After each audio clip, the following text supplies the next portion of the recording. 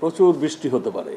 প্রচুর বৃষ্টি হলে পার্বত্য এলাকায় ভূমিধস হতে পারে। আমাদের মেইন ল্যান্ডে কিছুক্ষণের মধ্যেই, কয়েক ঘন্টার মধ্যেই আঘাত হানবে, যেটা আমরা আমরা সন্দেহ করছি। এবং আমরা মনে হচ্ছে যে আমাদের আবহাওয়া দপ্তরের ইসব আছেন, কর্মকর্তা আছেন, তারাও তো আমাদেরকে জানিয়েছেন। এই ঘূর্ণিঝড় রেমাল মানে ক্ষয়ক্ষতি কী হতে পারে, কি তার প্রস্তুতি নিয়ে যাতে কম ক্ষতি হয় এবং জনসাধারণের জানমাল রক্ষার জন্য আমাদের নিরাপত্তা, আমাদের স্বরাষ্ট্র মন্ত্রণালয়ে আজকে একটি আমরা সভা করি।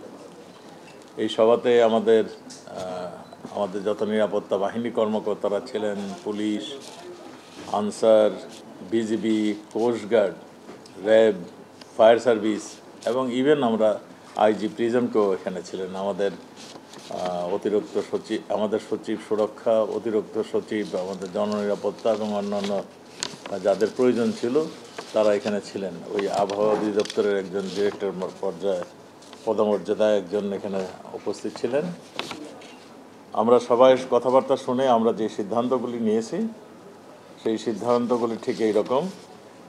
আমাদের অনুমান আজ রাত 9টা থেকে 12টার মধ্যে এটা আঘাত হানবে এবং আঘাত শুধু আনবে না, এই সময়টুকুর মধ্যে তারা ওই জায়গাটিতে মানে ধ্বংসলীলা বলুন কিংবা অবস্থান করবে। আমাদের প্রত্যেকটা নিরাপত্তা বাহিনী আমাদের কাজ করে যাচ্ছেন। আমাদের কোস্টগার্ড গত 3 দিন ধরে উপকূলের 57টি স্থানে মাইকিং করে যাচ্ছেন এবং সার্চ অ্যান্ড রেস্কিউ বোটের সাথে কিছু রিলিফও তারা জোগাড় করে রেখেছেন, যে ইসের পরবর্তীতে এই রিলিফের প্রয়োজন হবে, যেখানে সার্চ রেস্কিউ করার সময় যে সমস্ত তারা ফেস করবে সেই জন্য তারা এই প্রস্তুতিটা নিয়েছেন। নৌ পুলিশ এবং জেলা পুলিশ এর সঙ্গে কাজ করছেন। আমাদের জেলা প্রশাসনের সঙ্গে তারা একসঙ্গে আমাদের নৌ পুলিশ এবং জেলা পুলিশ কাজ করছেন এবং লোকজনকে নিরাপদ আশ্রয়ে সরিয়ে নেওয়ার জন্য তারা কাজ করে যাচ্ছেন।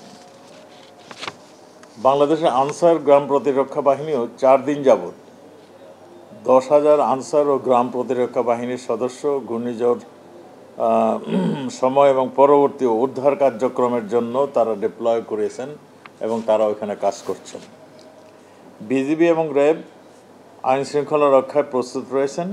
বিজিবিরও ছোট ছোট মানে বিজিবির কতগুলি বিওপি আছিল আপনারা জানেন সুন্দরবন এলাকায় ভাসমান বিওপি, সেইগুলোকে তারা সুরক্ষিত করার জন্য তারও ব্যবস্থা নিয়েছেন এবং র্যাব প্রস্তুত রয়েছেন।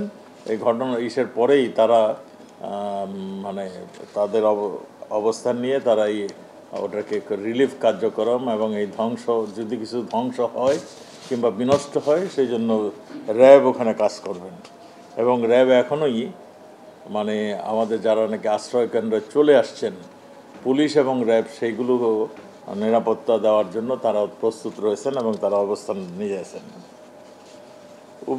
উপকূলীয় এলাকায় কারাগারগুলো আপনারা দেখছেন, সুনামগঞ্জে হঠাৎ করে ফ্ল্যাট আসছিল, আপনার সেটা লক্ষ্য করেছিলেন। কারাগারের ভিতরে 2-3 ফুট পানি ঢুকে গিয়েছিল। সেই জন্য কারাগারগুলোতে যে এই ধরনের পরিস্থিতি না হয় সেই জন্য কারাগারগুলোর আইজি প্রিজন তারও প্রস্তুতি নিয়েছেন। ওই উপকূল এলাকার মানে কারাগার মানে বন্দীদেরকে অন্যখানে সরিয়ে নেওয়া কিংবা তাদের একটা নিরাপদে রাখার জন্য যতখানি প্রস্তুতি নেওয়ার এবং তাদের খাদ্য সামগ্রী যাতে শর্ট না পড়ে সেগুলোর তারা একটা প্রস্তুতি নিয়েছেন এবং সেইগুলো তাদের ব্যবস্থার মধ্যে নিয়ে আসছেন। আমাদের উপকূলীয় এলাকায় সার্বক্ষণিক মানে যোগাযোগের জন্য ভিসেট নেটের মাধ্যমে আমাদের কোস্টগার্ড লাইভ মনিটরিং করে যাচ্ছেন। আমাদের ফায়ার সার্ভিস মানে আমাদের পুরো উপকূল এলাকায় 3টি নিয়ন্ত্রণ কেন্দ্র কক্ষ করেছেন এবং 5,000 কর্মী প্রস্তুত রয়েছেন মানে এই ঘূর্ণিঝড় মানে মোকাবেলা করার জন্য।